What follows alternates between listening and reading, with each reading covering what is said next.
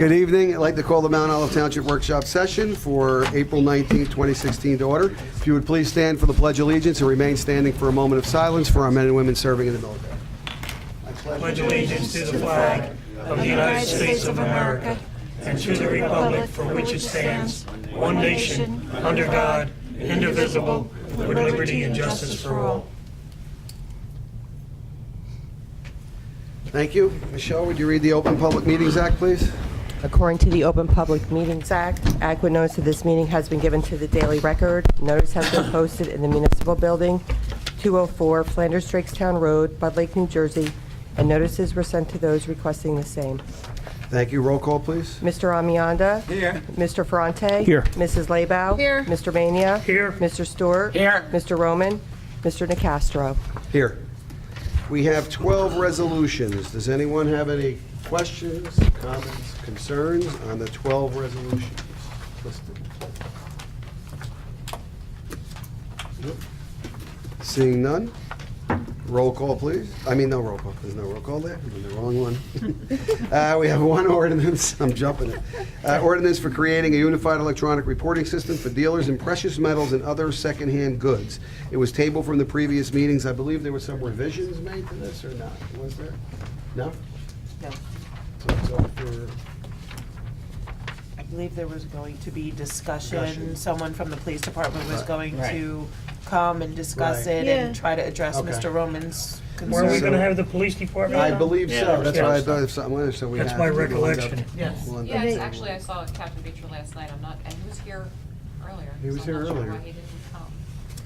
So should we'll we- probably have to table that until the next meeting as well, I'm sure. Yeah. It's nothing urgent, that's fine. Does anyone have any? Oh, is he? He's coming down the hall? Okay, There we then go. we shall Thanks, wait a Joe. second. There he is. We're There he waiting for is. you. Just in time. Right in time to step on up.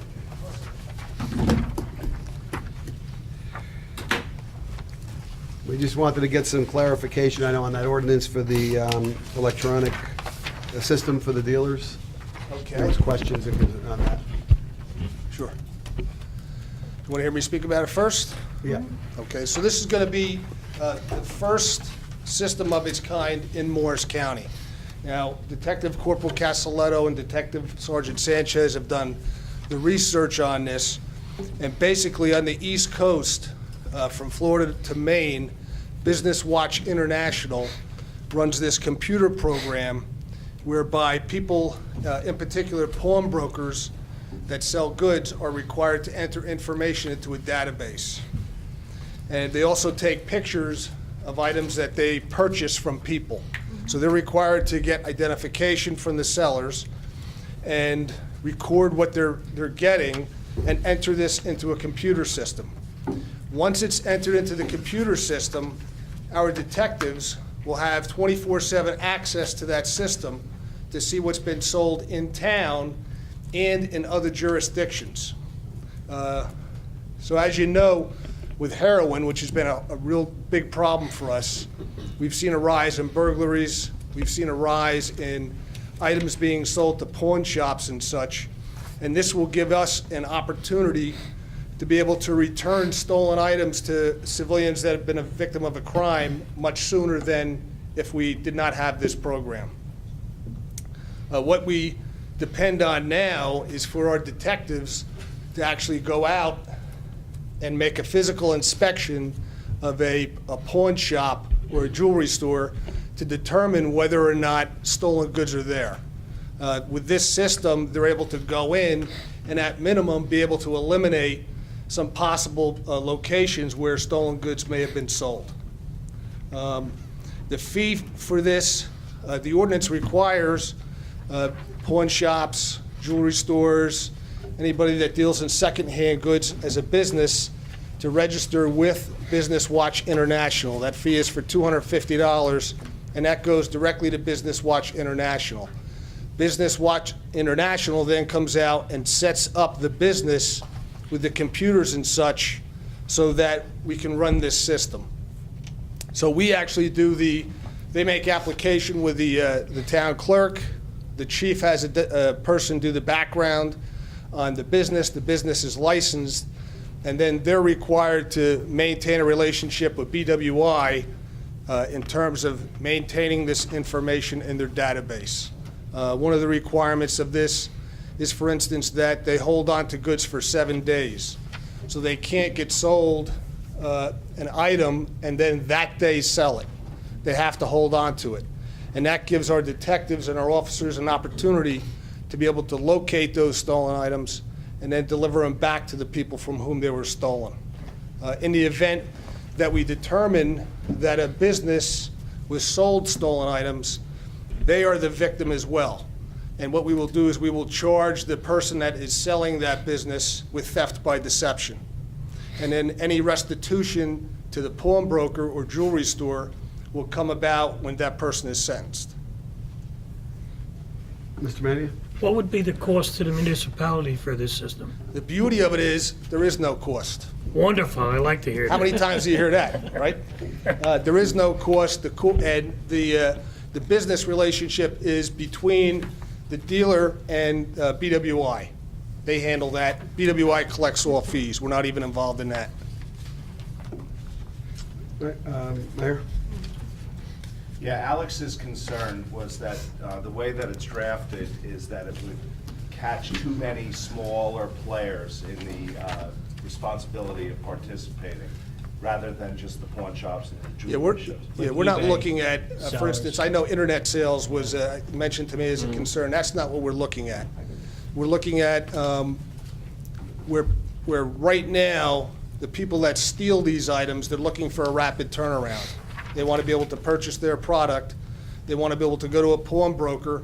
They want to be able to sell their items, get their cash, and get their dope.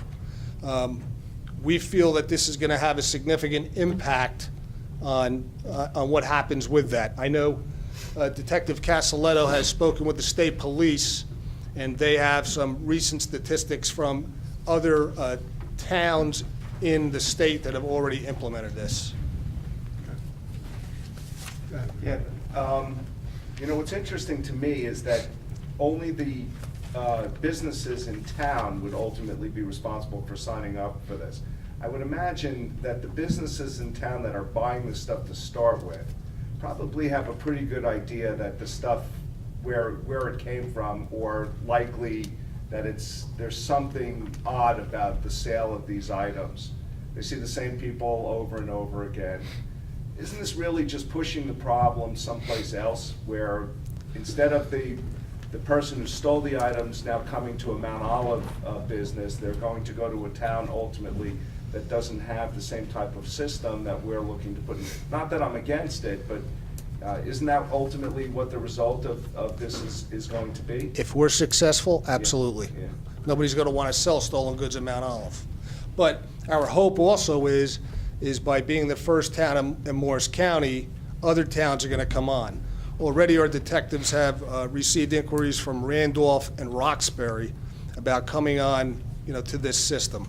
And there are other towns in the state that are already doing this. And as I said before, this really started out in Florida and kind of made its way northeast. And now it's along the whole coast. Ms. Leyba? Thank you.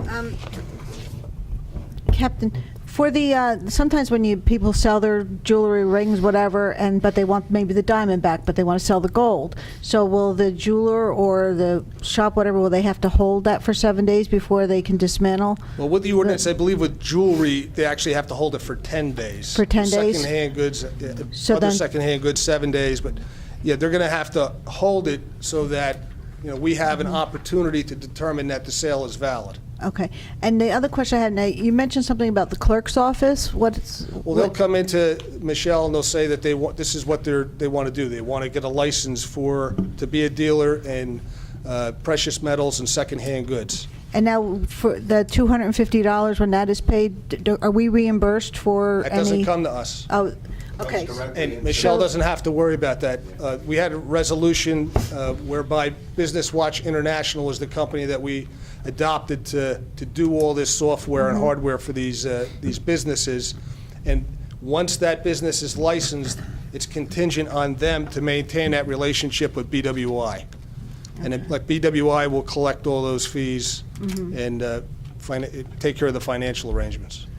Is there any way to require towns to go into the system? As the mayor indicated, they're smart enough to go to a town that doesn't have it. Well, in my understanding, there is no way for us to tell other towns what to do. But I think what's going to happen is they're not going to want to be getting our business, our former business, so they're going to adopt an ordinance that's very similar, and they're going to go with the same company. Because Business Watch International is the biggest company, like I said, on the East Coast that does this. So I expect that there's going to, once somebody has done it, it's a lot easier for other people to adopt the same ordinance and move along with the same strategy. Mayor? I know Mayor had I something. applaud Colin. the police department's effort here. I think it's an excellent initiative, and I'm Thank very you. happy that you brought it to our attention and did all the legwork Thank you, to Mayor. make it happen.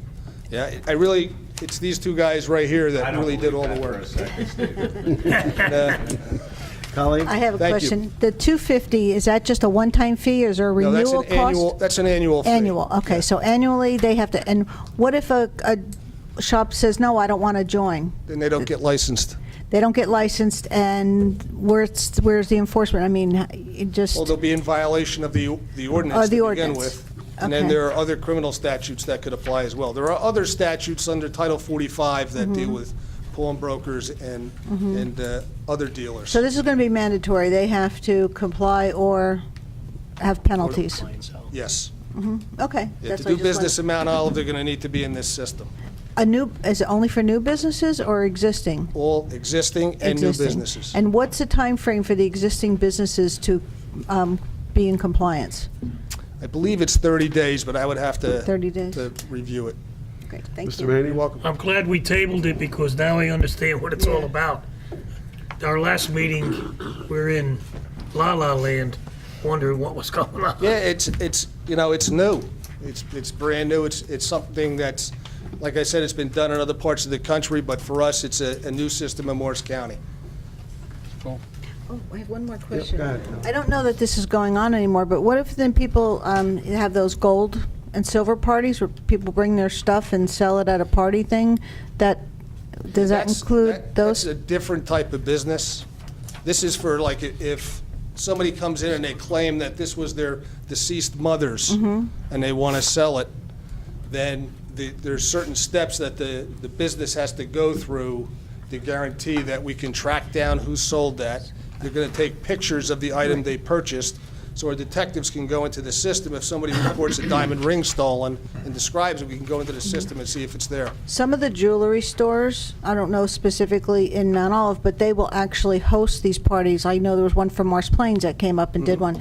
So they would have to abide by those same guidelines, even if they're at a private function? No, because No? Okay. they're selling. it's- There's their loophole right there, I'll tell you that right now. It's not so much a loophole, like if, I know a lot of jewelry dealers go into New York City, and they buy, for instance, diamonds, and Yeah, they come yeah. back and sell it. Well, that's not somebody coming in off the street to sell them a diamond. It's different. What we're talking about are civilians that come in off the street purporting to need cash or for whatever reason, trying to sell these goods. I remember last year or the year before, there was one guy in town, like 6 times he got arrested in like a 2-week period. Yeah. It was unbelievable. Yeah. Anything else, anyone? No, thank you very much. All right, thank you. Appreciate it. Thank you. Great job, guys. Thank you. Thank you. Anyone in new business? Yes, Colleen? Well, I don't know if I should bring this up under new business or old business for the issue that I had a phone call from a lady in town on Cherry Lane last night, 80-year-old woman. The reason why I know she was 80 is because she said I said, well, what did the guy look like who was at your door? She goes, well, he was young, but I'm 80 years old. Everybody looks young. So, but anyway, I did call the police department dispatch, and they said that they did receive a call from Power HRG and that they were going to be canvassing in town. And this guy came to this woman's door, kept insisting on coming in to look at her roof. She kept telling him no. He kept insisting. And then she asked him for a business card. He had no business card. She asked him for a pamphlet or some information on the company. He had nothing. The only thing he had was a shirt with the logo and a copy of a certificate that said Mount Olive Township on it.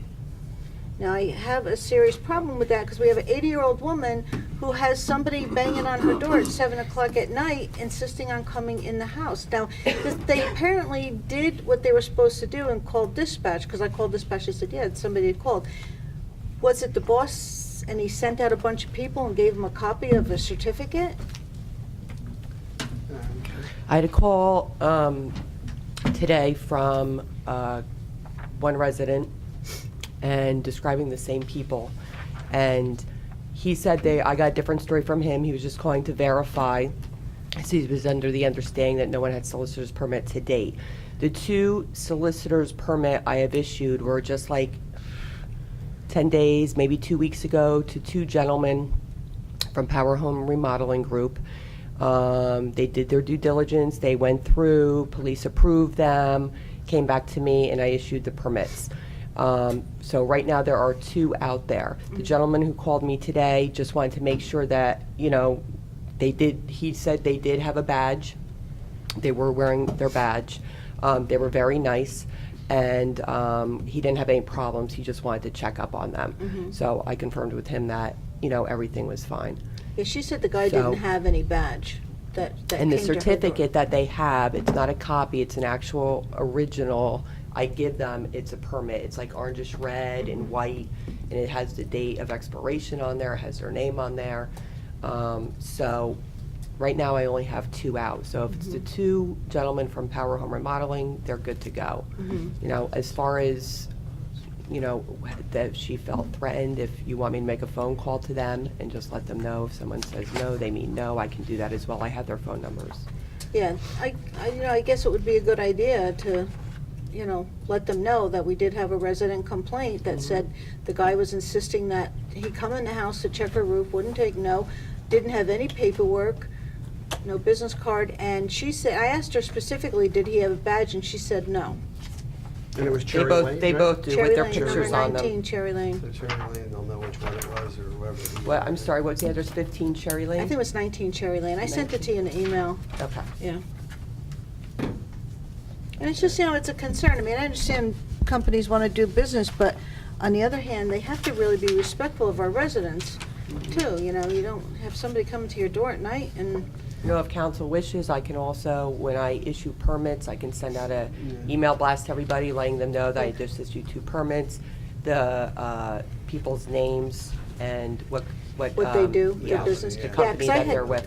I had never heard of this company. I actually did a Google search to find out what it was, but I had told her, and I'll call her back tomorrow morning or tonight and let her know it was incorrect. I told her, as far as I knew, no solicitor permits had been Right, issued. like I said, it was because- just like Well, 10 from the days, 2 last- weeks ago. Yeah, from the last council meeting, we Yeah. didn't have any, because we had, and John had email going back and forth too with Sloman's, who were in his neighborhood again. Yeah, And- Sloman's, there's nobody out there with a permit. Mm-hmm. I can tell you that right now.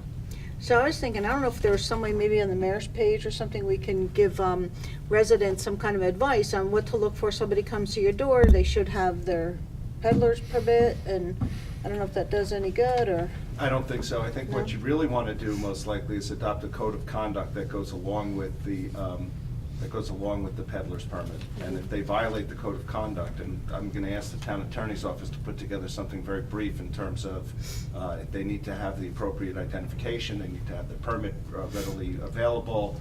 I would have to look at the ordinance, but I believe some of that might be in the ordinance may that be. I give them. And ultimately, the penalty is that the peddler's permit is revoked if they send people out, and I think that's the appropriate thing to do. I think there's one thing that we don't have in it, though, is if we get a resident complaint, we don't have anything attached to that type of a thing. It's only Well- if the police come. But what I'm saying is ultimately that if someone complains and they can document the complaint, that the peddler's permit can be revoked. So Yeah, so we have to add that let's on. assume that we get a complaint, we can have Michelle send a letter that said that there's been a complaint with respect to whatever the responsibilities are of the person who's peddling, and if verified, your peddler's permit is going to be revoked in the township of Mount Olive. Yeah, that's good. Putting something on my webpage, something like Yeah. that, is not going to make a Yeah, difference. people, yeah. It's very hard to educate the public. Right. And the people who are most affected are the people who are not going to be on my page. It's the- That's true, too, yeah. I mean, I felt the lady, she was so sweet. I'd never spoken to her before, never heard of her, and she was apologizing for bothering, but she was really concerned. She was kind of scared too, so it's, you know, your heart goes out to them. Like, you don't want our residents to feel threatened or, you know. Well, that's a good idea. We'll take it from there. That'll be a good way. And let us know when they do, and then at least we'll have an idea. Thank you. Thank you.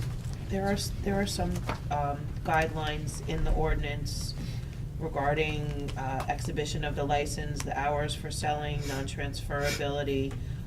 We can go through and bulk it up a little bit if you Yeah. like, Mayor. Maybe what you need to do ultimately is to put some enforcement provision in the ordinance that said if there's a verified complaint that the township council has the right, or the clerk has the right to pull the peddler's permit. Right. There is a revocation section, and we can add to that as well. Yeah, But I I think like the- the code of conduct. Yeah. You know, I think that's something very good for us to take a look I at. think the revocations section, when we were looking at this a couple weeks back, it was strictly if the police were involved and called on it, and that was when, we didn't have anything beyond calling the police. We didn't have anything where a resident could make a complaint. Right. If I remember correctly, I read through that.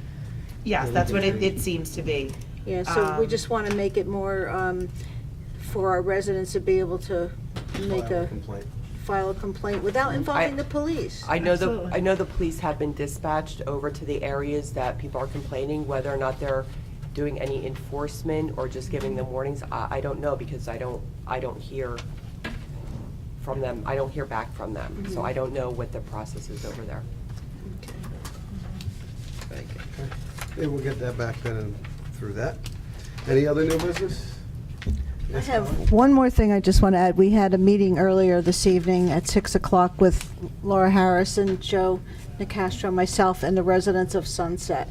And basically talking about their privacy issues with the soccer clubs and people walking on the path. There's a couple of things. I want to just put this out there right now, because I just hope maybe some people in the public will think about this. The one section, people will let their dogs off of their leash, and these dogs will go down and do their business in these people's backyard. Then there'll be other people, while they will clean up the dog's mess, they'll toss the bag in the resident's backyard. And there was a couple of situations where sexual activity was taking place. Then the thing that totally blows my mind, and I really have to say this, and there was pictures to prove it, the teams, the players, at one point, all the boys, before they started a game, went over to the edge of the property and peed towards the houses. And a lot of the kids go out and they just urinate, and I am totally shocked by this. And Jim Lynchy is going to be talking with the sports organizations, but I had absolutely no idea this was going on. And I don't know, Joe, were you as shocked as I was? Yeah, I didn't know what was going on. I never was there when. I never would have thought that in a million years. I was just like, Laura, you were kind of surprised too. But anyway, that's why I'm saying this time, because I don't know how many people are watching these videos. What, Rob? I think it's kind of naive. I mean. I is. On your part, I think. Oh, my part? Oh, on my part, that they're gonna do this in public? Now, believe me, I have a problem with Have you ever been on a golf course? no.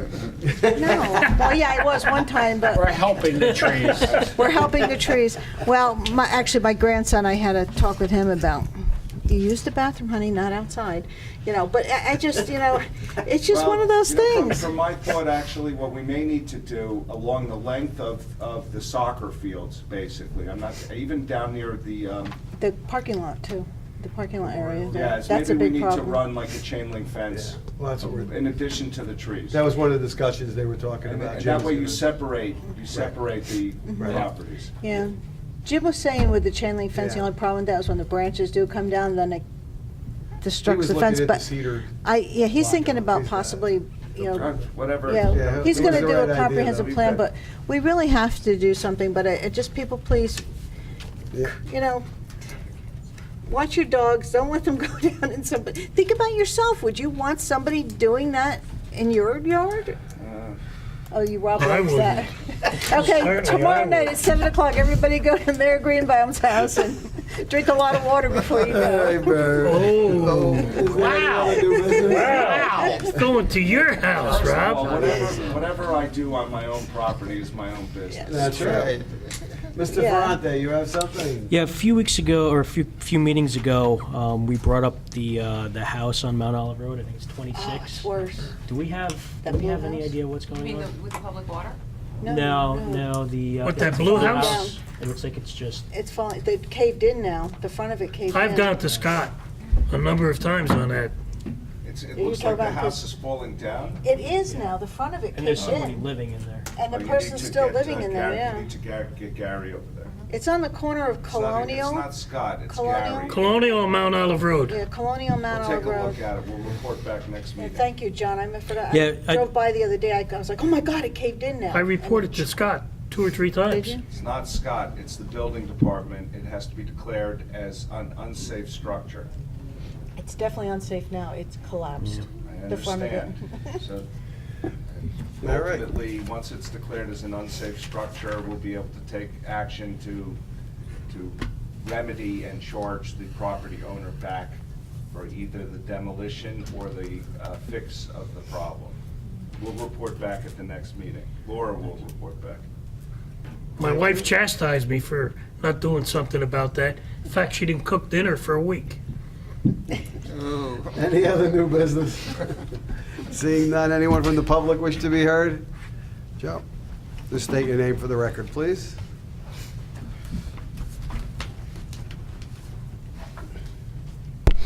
Joe Fleischner, 34 Karen Place, Bud Lake.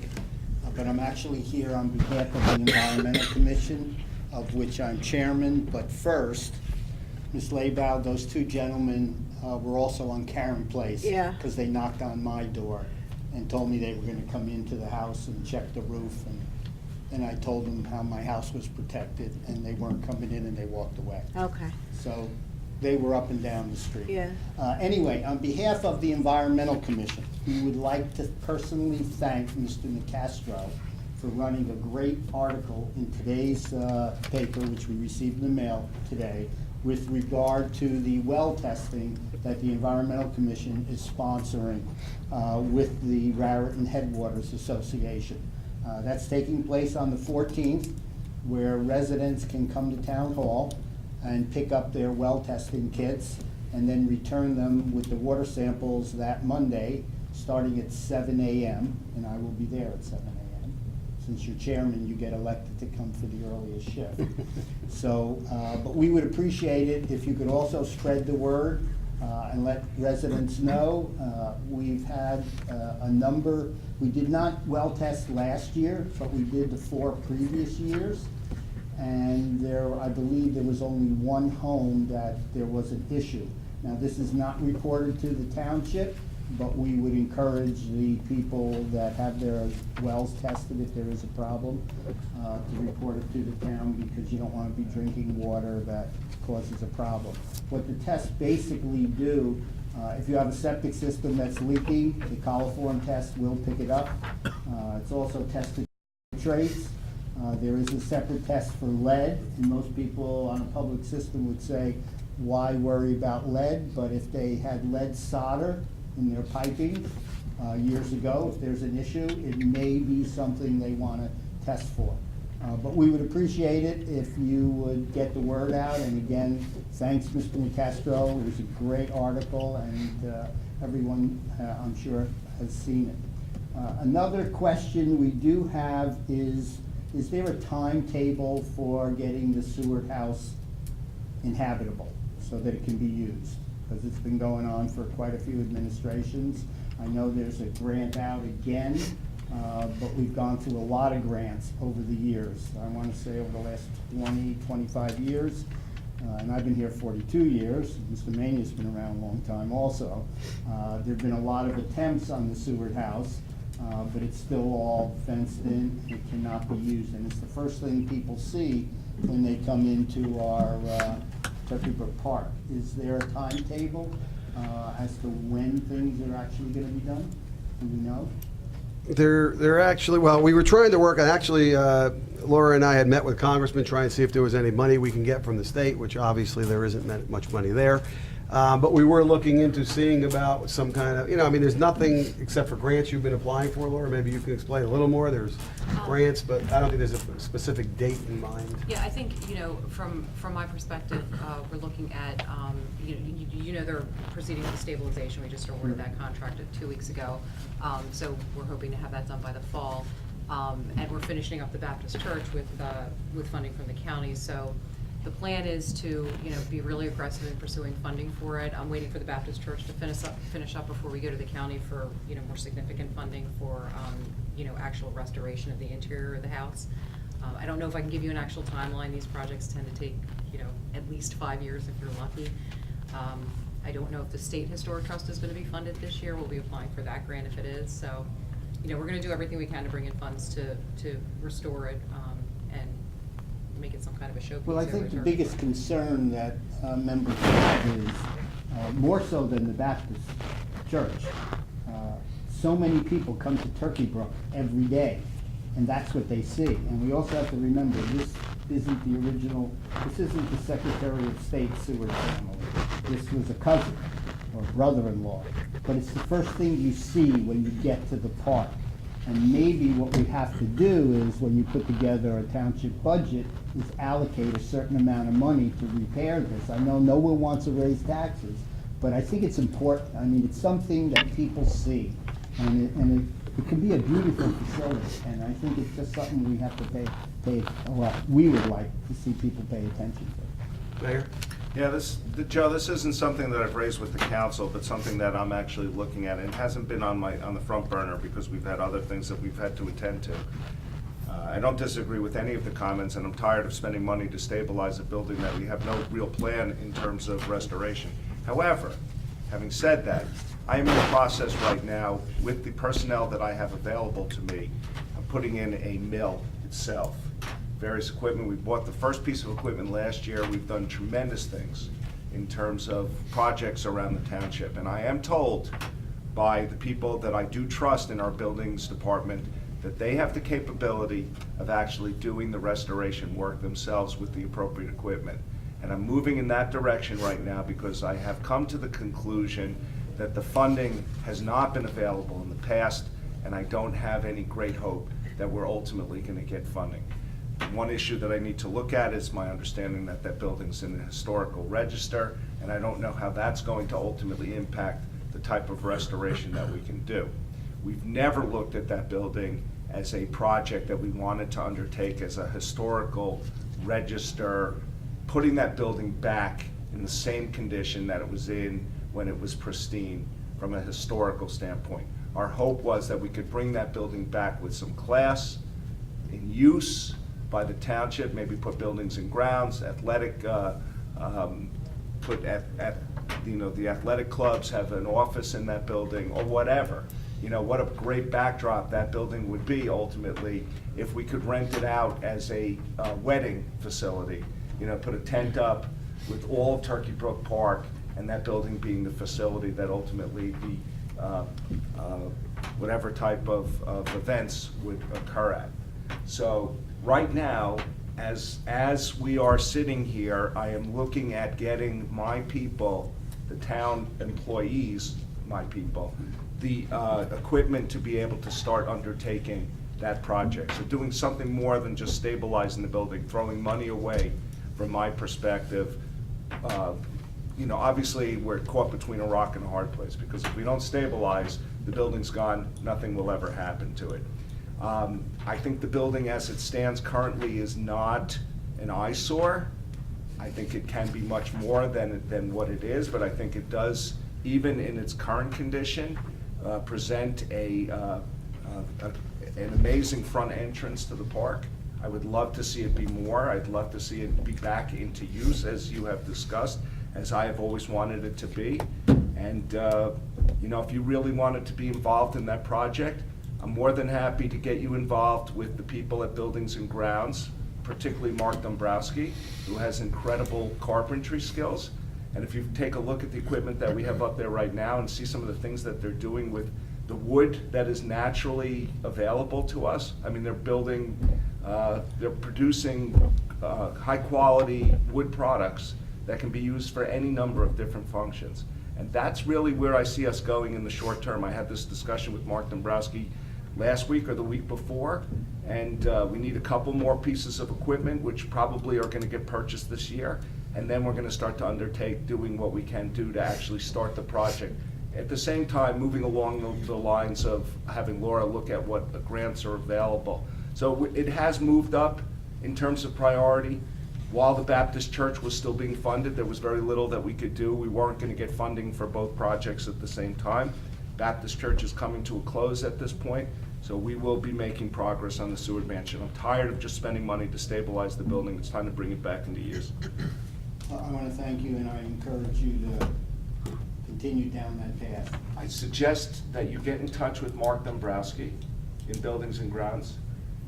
If you contact Laura, she'll get you a contact number, and anything that you can do to move that project along through Mark, God bless. And I'll bring you back to the environmental God- commission next Wednesday. Joe, if you could undertake that project somehow and stay on top of it and make it happen, you know what, it would be an incredible monument that you would leave to the township ultimately, beyond everything that you've already contributed. Well, I have to laugh because I just am back from 2 weeks in Israel. And unless it's 1,000 years old, it's not even worth fixing up. It's just a different viewpoint of life. 2,000, 3,000 years old, and they take apart buildings and they put them back together and they label every brick Yeah. as to where it goes. It's like kind of mind-boggling. My recollection is that the historical value of the Seward tract of land is that they grew the first tomatoes in Morris County there. That's really it. But the building itself, I mean, we don't have buildings. But it's a beautiful building. We don't have buildings that old in town. To let it go to waste at this point would be a terrible tragedy. And like I said, you know what, I think it's an easy project maybe for you to undertake, is just to stay on top of it and say, you know, Mark, where are we? Laura, where are we? What have we done? You know what, I would appreciate that. I will bring it back to the committee because I'm here on behalf of the committee. Okay. And then we'll go from there.